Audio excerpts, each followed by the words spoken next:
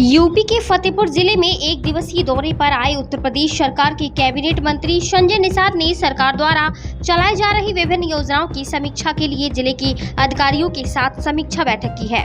वहीं राम मंदिर की प्राण प्रतिष्ठा पर राहुल गांधी की विवादित बयान पर कैबिनेट मंत्री संजय निषाद ने पलटवार करते हुए कहा कि आज के दिन में लोकतंत्र में जनता जनार्दन होती है, जज होती है, वह सब फैसला दे रही है कि नाच गाना देखने सुनने वाले विदेश यात्रा पर जाते हैं, विदेश यात्रा पर पढ़ने तो जाते नहीं है, लोग करने क्या जाते हैं, सबको पता है जो करता है वह दूसरे को क्या कहे। और भारतीय सभ्यता को देखकर दुनिया के लोग अगर सभ्यता सीखे हैं और भारतीय सभ्यता पर कोई उंगली उठाए या आप मर्यादित टिप्पणी करें तो उसका जवाब जनता दे रही है। वहीं उन्होंने सपा के बयान पर पलटवार एवं तिरुपति बालाजी के प्रसाद को लेकर अफजल अंसारी के बयान पर पलटवार करते हुए क्या कहा, यह जरा आप भी सुनिए। जनपद फतेहपुर से संवाददाता रिजवानुद्दीन के साथ।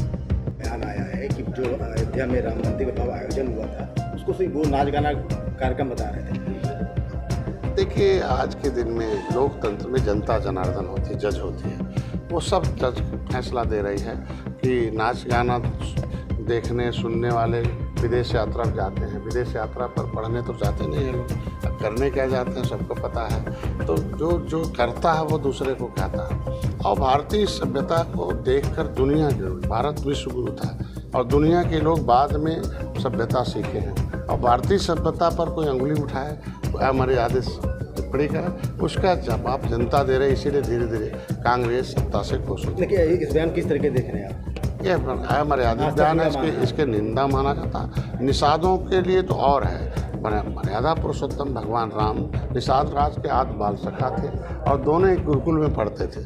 और जब अयोध्या से वनगमन गए तो सबसे पहले निषाद राज को गले लगाए और निषाद राज ने पहली बार कहा है राम आप मित्र थे हो और आज के बाद आप भगवान ईश्वर के दूत हो। और उन्होंने दोनों ने मिलकर रावण राज खत्म किया था और राजाभिषेक में निषाद राज को बुलाया था। भगवान राम ने दो कलम चलाया तो राम राज सुख का राज लाने वाले उस व्यवस्था के खिलाफ कोई टिप्पणी करता है तो इसके मतलब सबको दुखी रखना चाहता है और इसकी हम निंदा करते हैं। सपा का ही बयान आया है कि जितने लोग ऊपर बैठे सब अत्याचारी है, क्राइम ग्राफ बहुत ज़्यादा बढ़ चुका है। उनके समय क्या था, बड़ा राम फूल बरसाते थे क्या सब लोग, ये जिनके लोग थे निषाद लोग हम ही थे।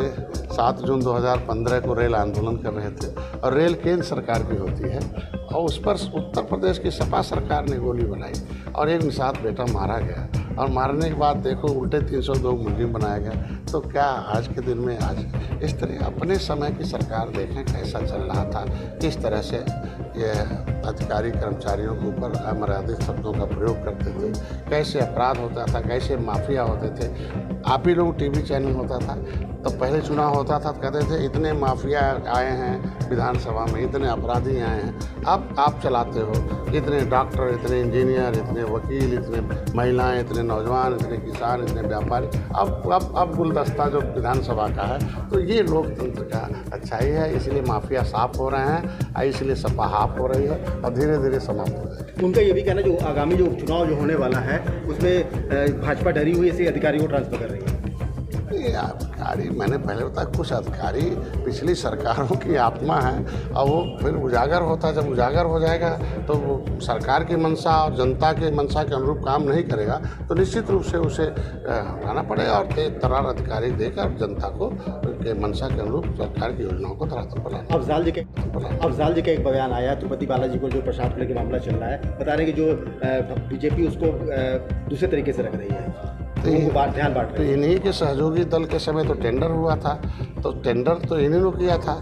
अगर 600 रुपये के घी को 300 रुपये में खरीदे हुए तो ऑटोमेटिकली वो तो ऐसे ही होता। आप तो जड़ ही आप लोगों ने अपात्रता की थी तो दोषी तो ये लोग हैं, जवाब तो ये लोग देंगे।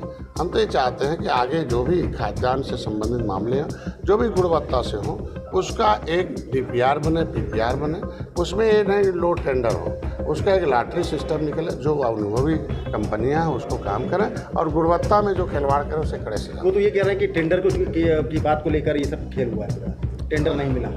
टेंडर नहीं मिला तो क्या, जिसको मिला तो क्या उसको इसीलिए मिला था क्या कि घी की जगह दूसरा लगा दो। तो आज के दिन में हमारी सरकार में जो भ्रष्टाचारी हैं वो सीधे सलाखों में जा रहा है। धन्यवाद।